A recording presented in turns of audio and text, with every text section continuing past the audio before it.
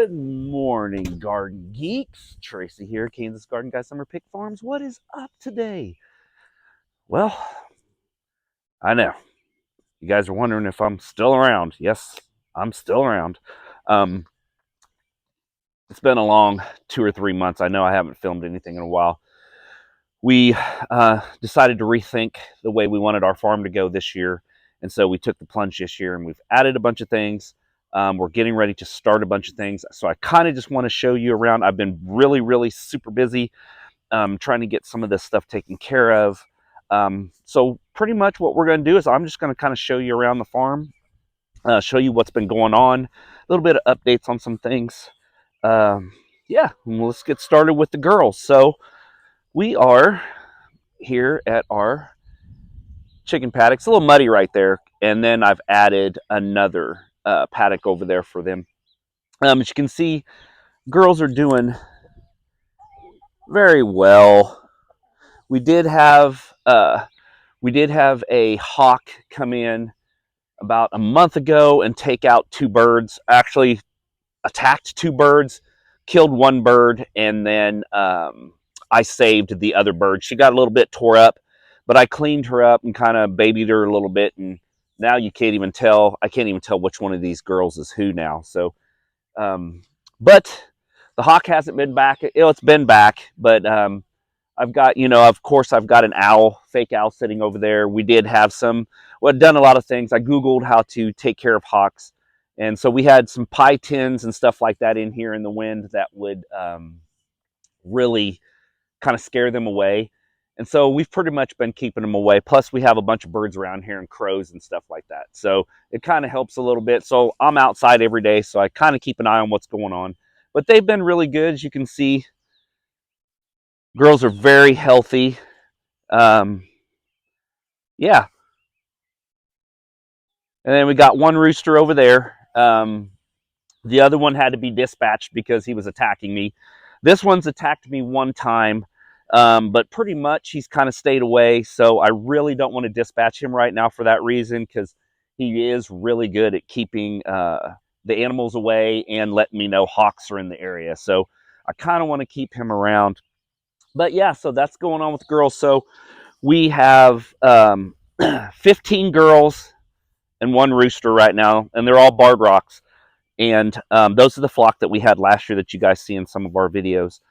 We did add some new kids on the block. We did add some new kids to the flock. New kids on the flock. There you go. I have them inside the garage right now. They're getting ready to go out next week. They've been fully feathered for about 3 weeks now. The only reason why I have not let them out is because, as you can see, it's pretty cloudy right now. We are in the middle of day 2 of 4 of severe weather. And we've had a ton of rain every day. I think we had 2.5 inches yesterday. And I do not want to put them outside right now in that severe weather. So I've kind of left them in the brooder that I built them. And we're going to go into the shop right now, and I'm going to kind of show you. My shop is a freaking nightmare right now because of the projects that I'm doing.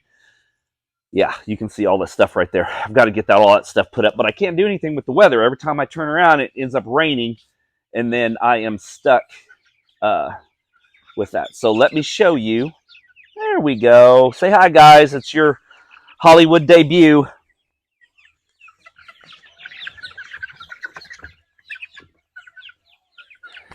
So what we have got in here is we have got Easter eggers. We've got some Cochins. We've got some Barn Nevlers.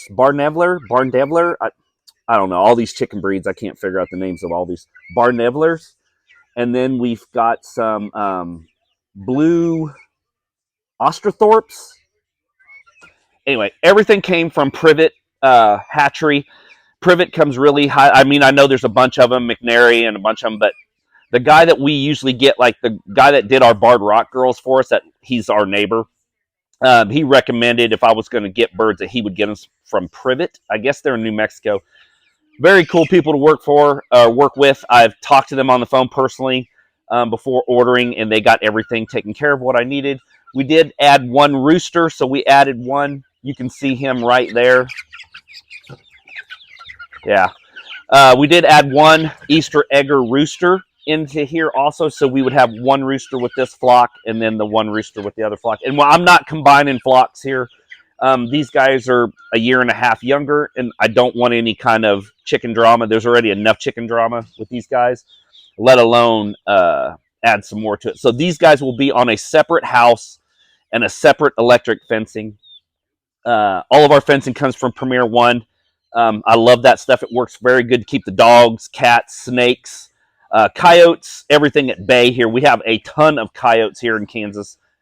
We have a 50 acre or 60 acre hayfield just a couple 100 feet from my fence line, and there are a big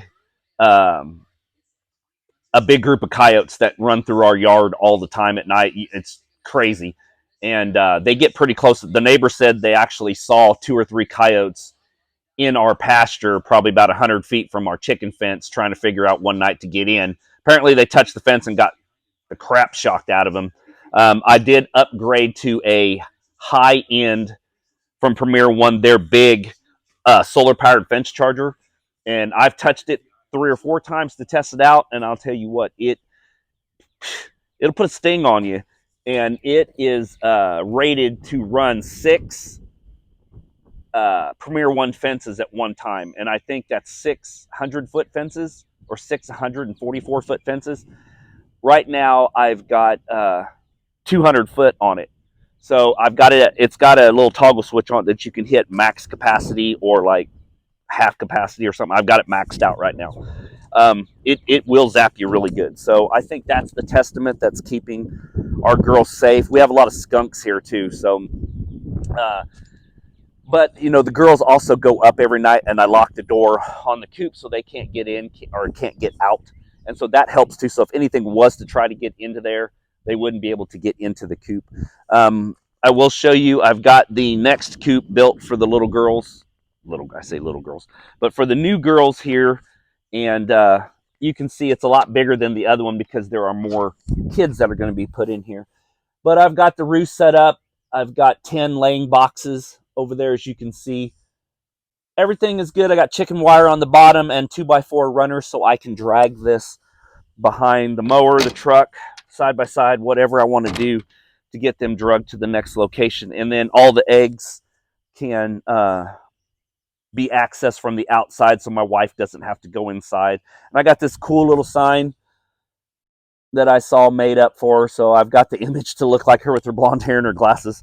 So I gave that to her, and she thought that was pretty cool. So just add something to her. And we got the fluffy butt hut on the other one, so now that's Kimberly's flock there.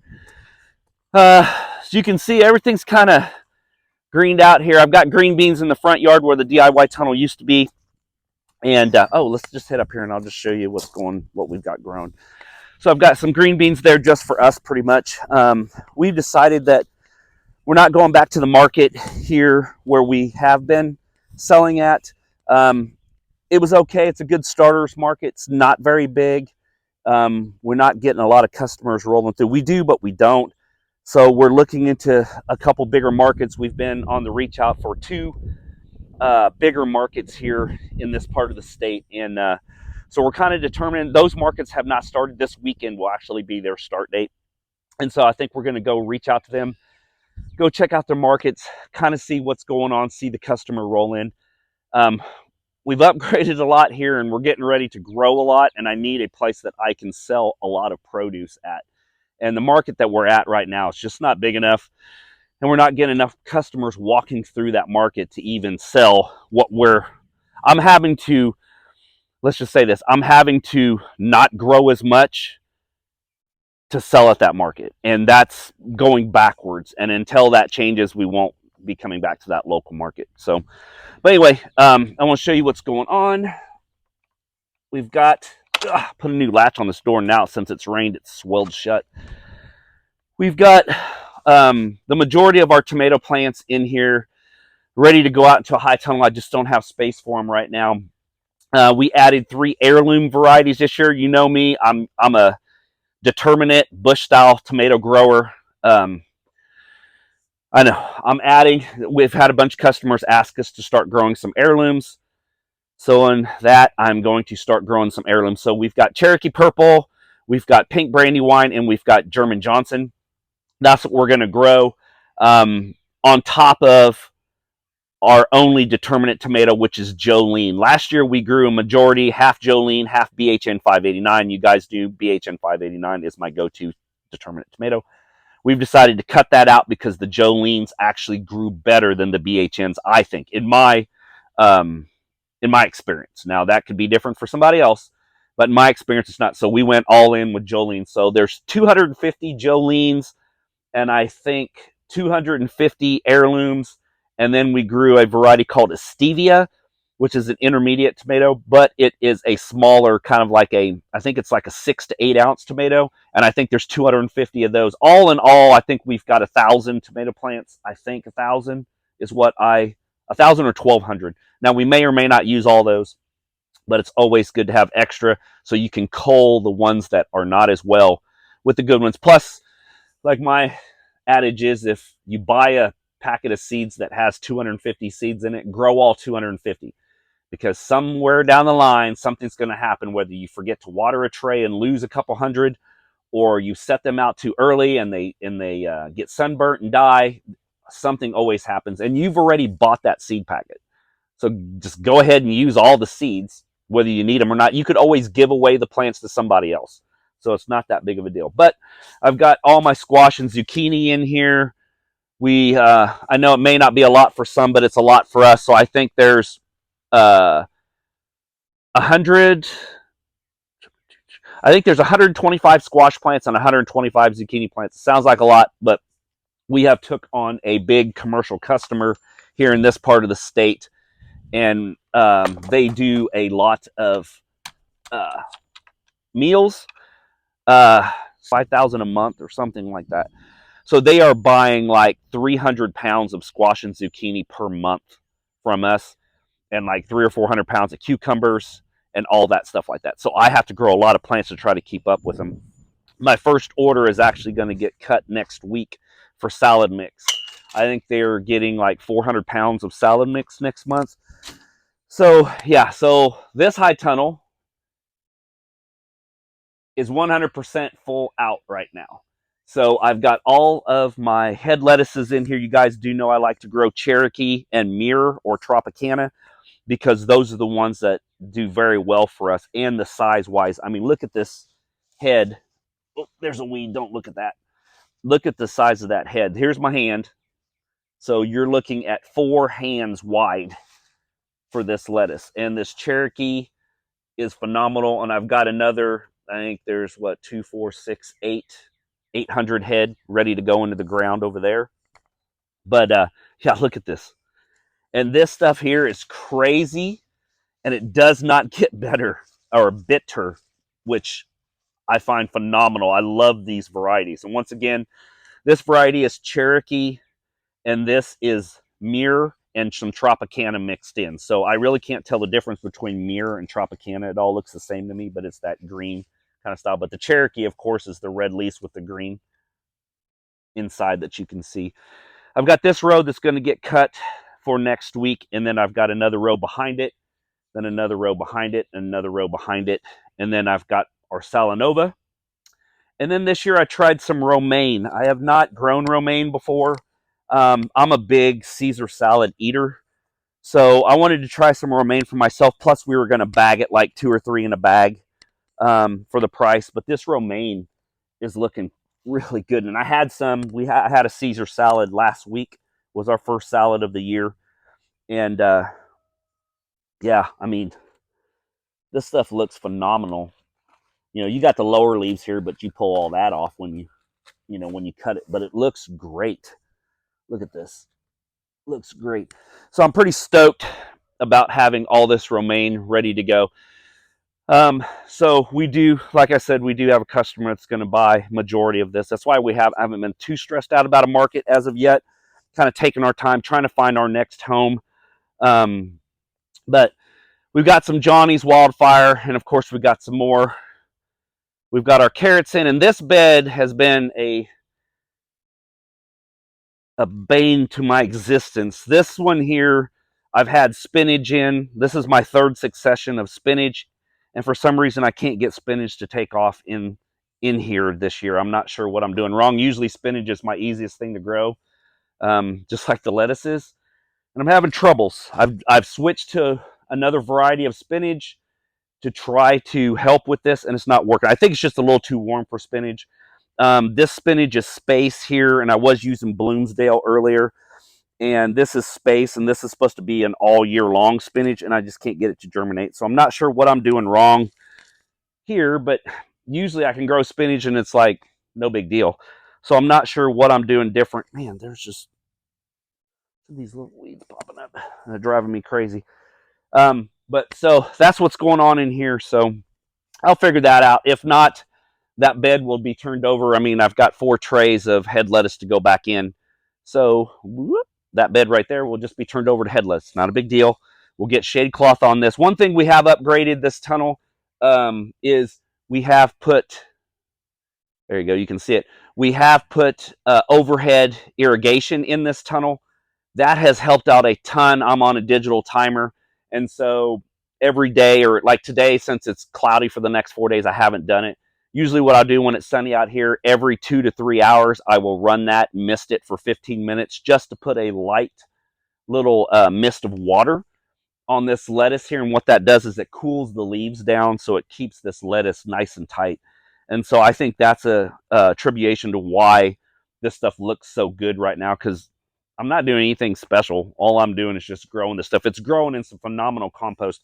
I have changed my compost this year. The customer I was getting it through, I felt like it was kind of substandard. It's kind of slacked off over the years. And they've had a lot of issues going this year, and so we choose not to use them. So I found another company in Lawrence, which is not too far from us here, about 25 minutes from us, and I bought 40 yards of a custom mix from them. Yeah, it's you'll see it here in a minute. You can kind of see it underneath those tarps. There is 40 yards of compost there. Yeah, it's a lot of compost. So so while you're already seeing this, you've kind of seen, if you remember and you go back in some of my videos, you notice this was all green here. We mowed this before. So we have added some new stuff to the farm here. I will show you. Look at that. Look at that. Yes. So what I've been working on the last couple months is these high tunnels. We've got 4 high tunnels bought. And I've put 2 up right now. These are 20 by 100, so they are the same size as the big Bootstrap Farmer tunnel. And that way I'll be able to have 4 successions of planting, so I can rotate my crops every year, and we'll have not the same crop will be in the same place for 4 years straight. So that should help us with any type of diseases or anything. We don't have any issues with diseases, but if you can always rotate, that's the best thing to do. So I have been building these tunnels the last 3 weeks. We had to have all this dirt work done. As you can see, I will insert a video now.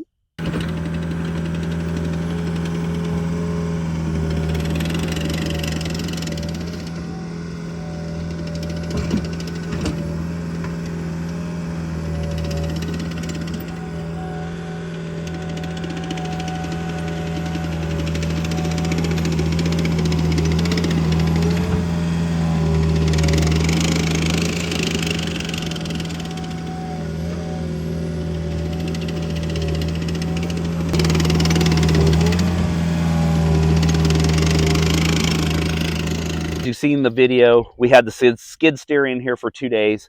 They had to move a terrace. You can see that terrace in my neighbor's place here. You can see that terrace right there also. And it is removed right there. So what they had to do is they had to take all the dirt out of that terrace and move it down here. As you can see, that one there is actually lower. And I think we are higher here than we are there. It's been 3 weeks since the skid steer's been here. Everything was on a slope like this.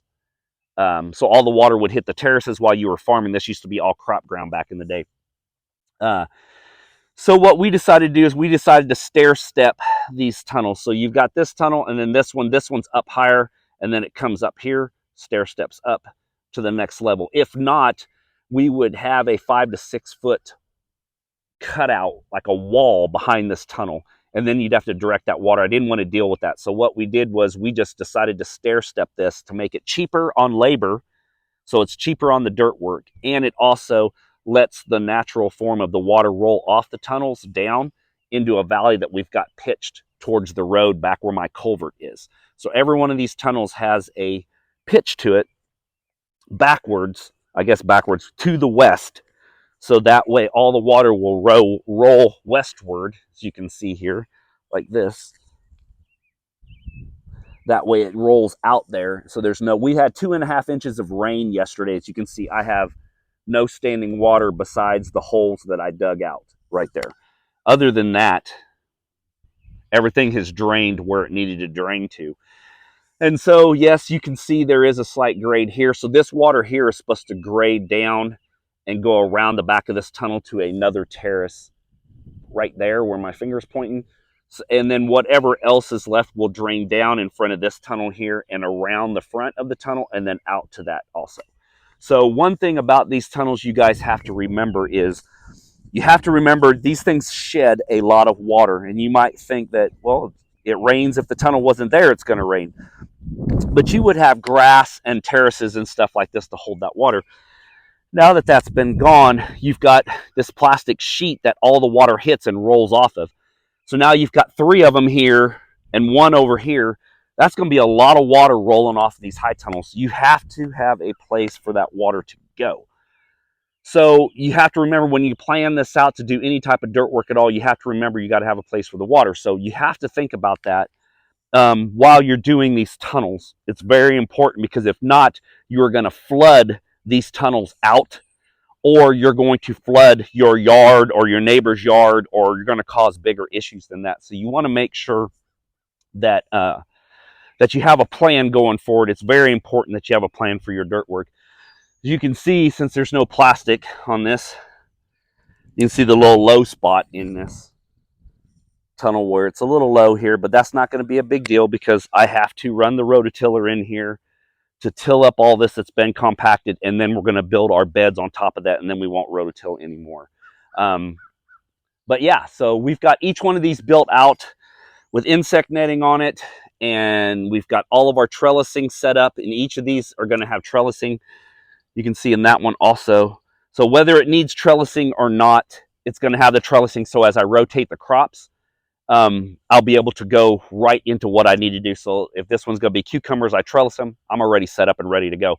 If this is going to be a lettuce house, it's no big deal. Just don't use the trellising. But if you can plan as much out as possible in the beginning, it's less work for you on the backside, because now you got beds in here, you've got crops in here. Now you got to try to run all this aircraft cable, and you've got ladders in here to stand up, to put eye hooks in. It's easier to do it now and then not need it than it is to try to do it when you need it. So like you can see, we got all this graded down. That terrace there holds the water, and then there's a trench dug in that goes into the ditch.